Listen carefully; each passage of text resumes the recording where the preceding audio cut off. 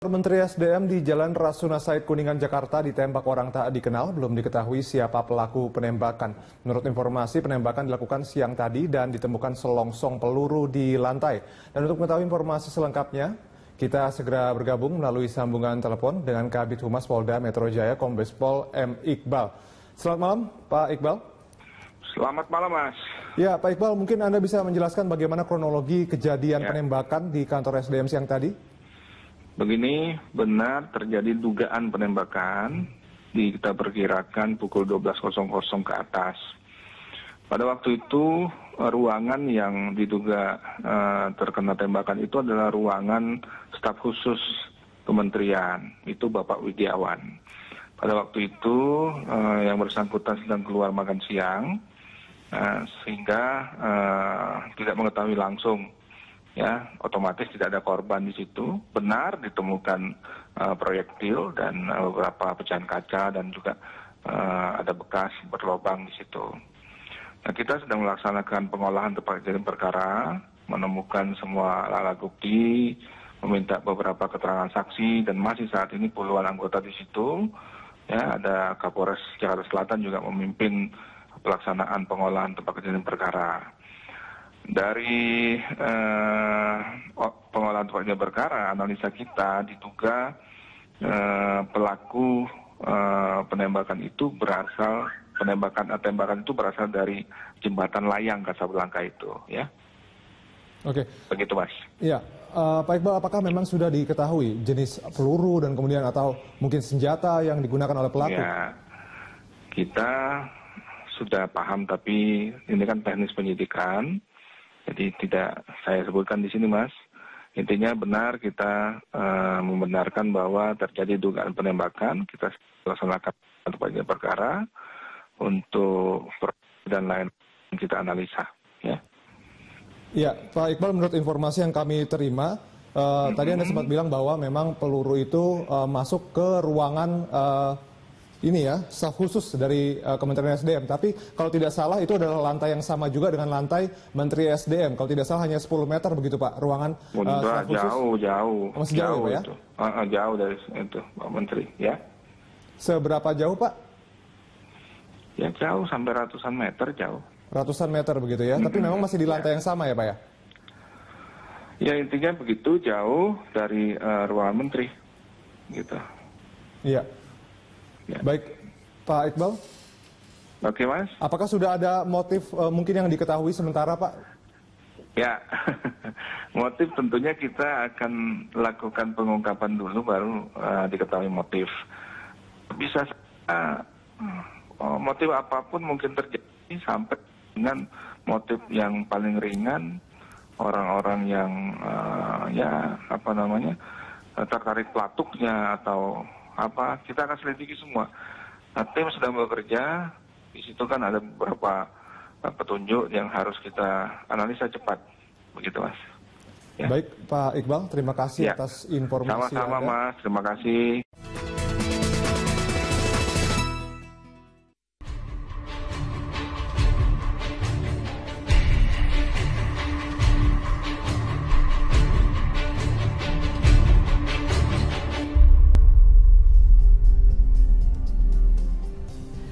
Pemirsa, Menko Rizal Ramli menuding bahwa ada mafia pulsa listrik prabayar di tubuh PLN. Betulkah demikian?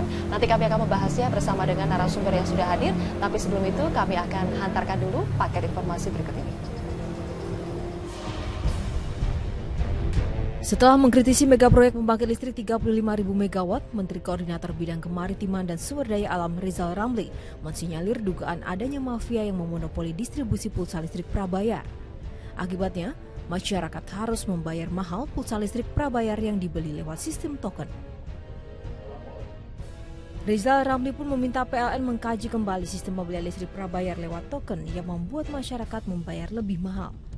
Rizal Ramli juga meminta PLN mengakhiri monopoli penggunaan instalasi listrik sehingga rakyat bisa memilih menggunakan sistem token atau membayar tagihan listrik bulanan. Di zaman dulu sampai sekarang, rakyat itu diwajibkan pakai pulsa.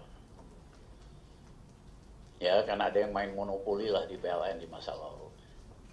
Itu kejam sekali Karena ada keluarga-keluarga yang anaknya masih belajar jam 8 malam, pulsanya habis. Tidak semudah nyari pulsa telepon. Nyarinya susah, ya kan? Nah, yang kedua adalah mereka beli pulsa 100.000, ternyata listriknya hanya 73.000.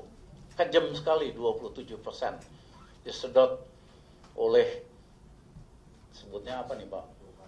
Provider lah. Provider yang setengah mafia gitu kali ya. Ya, untungnya besar sekali mereka. PLN pun membantah tudingan Rizal tersebut.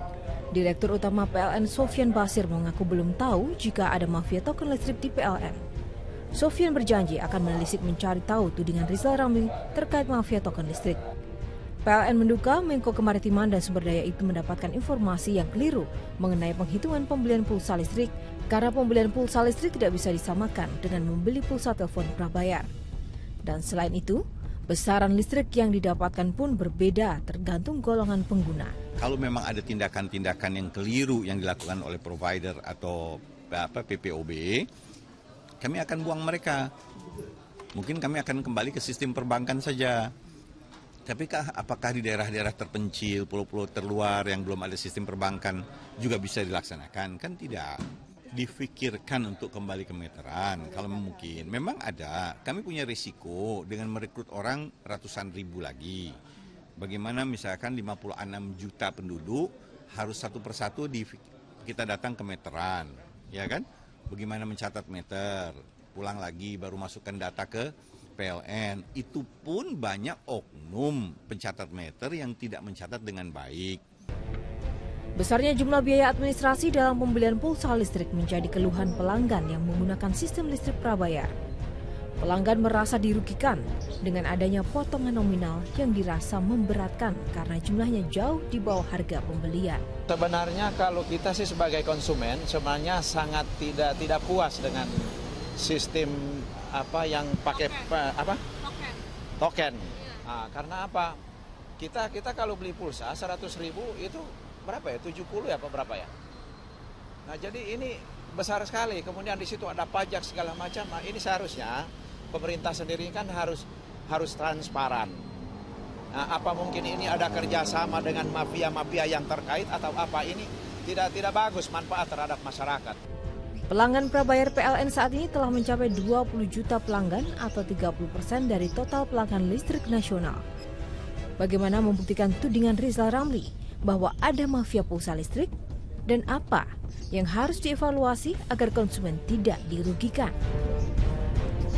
Jadi anggota DPR lebih enak. Menelisik mafia pulsa listrik, mengurai kusut listrik nasional, itulah menjadi topik pada hari ini. Pak Kardaya dari Komisi 7 kemarin sudah mengadakan rapat dengan PLN, begitu Pak ya? Katanya kesimpulannya meminta PLN untuk mengkaji sistem token ini. Kenapa Pak? Apakah memang setuju dengan Menko Rizal Ramli ada mafia pulsa? Nah, begini, jadi prinsipnya bahwa pemakaian sistem pakai token itu bukan merupakan tujuan. Bukan merupakan tujuan, itu hanya cara. Tujuannya apa? Tujuannya agar pembayaran listrik itu lebih sederhana, lebih efisien, lebih transparan, dan juga ya tidak seperti yang sebelumnya itu bahwa kalau pakai pencatatan orang itu nanti mencatatnya salah dan lain sebagainya. Itu jadi itu merupakan cara untuk mencapai tujuan. Nah, sekarang setelah dipakai, lalu tentunya itu harus dievaluasi. Nah, Pak Rizal Ramli, Menko Maritim, itu menyampaikan bahwa ini begini, gini ada quote unquote ketidakpasan dalam penentuan dan lain sebagainya, sehingga dikatakan quote unquote juga ada mafia. Nah, saya tidak masuk ke masalah mafianya karena saya tidak mempunyai data, tidak mempunyai informasi mengenai mafia itu. Tapi begini, bahwa sesuatu sistem itu ya kalau memang perlu dievaluasi ya dievaluasi. Nah, sehingga kemarin rapat dengan Dirut PLN, kesimpulannya salah satunya adalah sistem itu perlu dikaji kembali.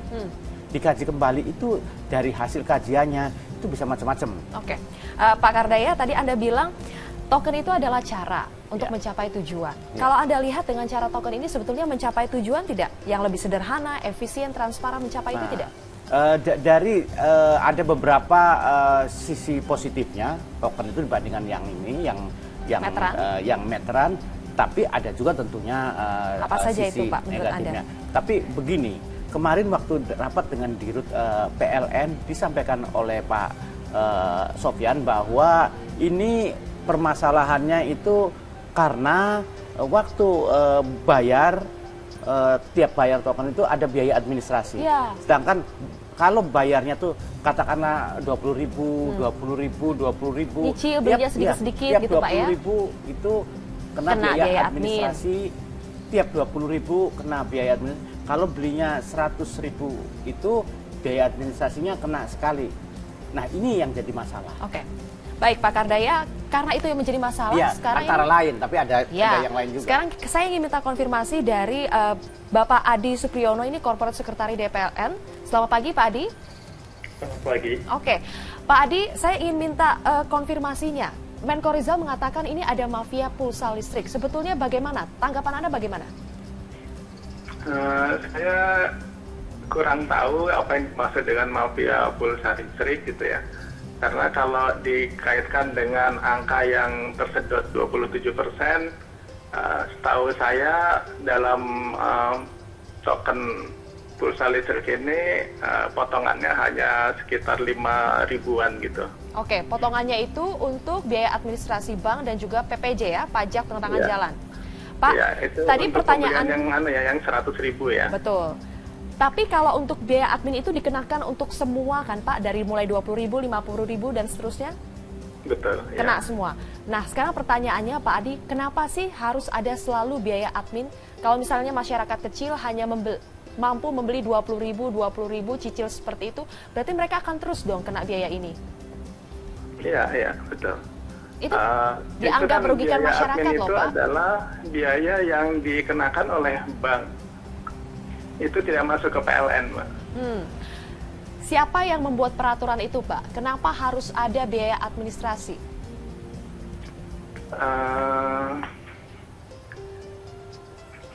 Saya kira itu dalam sebuah transaksi memang selalu terjadi ya di perbankan. Saya ibaratkan Pak, kalau misalnya membeli pulsa handphone Pak ya, lewat ATM atau lewat mobile banking, kita beli 100.000 utuh dapat 100.000, tidak dikenakan biaya administrasi.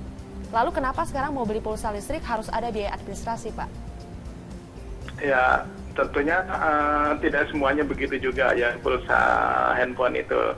Saya beli juga kadang dikenakan, kalau kebetulan saya memang sebagai nasabah bank, di situ memang ada yang beli 100 dapatnya 100 gitu Mbak. Oke, nanti saya ingin minta tanggapannya dari Pak Kardaya, tapi kita harus jeda dulu. Pak Adi tetap tahan di line telepon Anda di sana. Pemirsa, kami akan kembali usai jeda.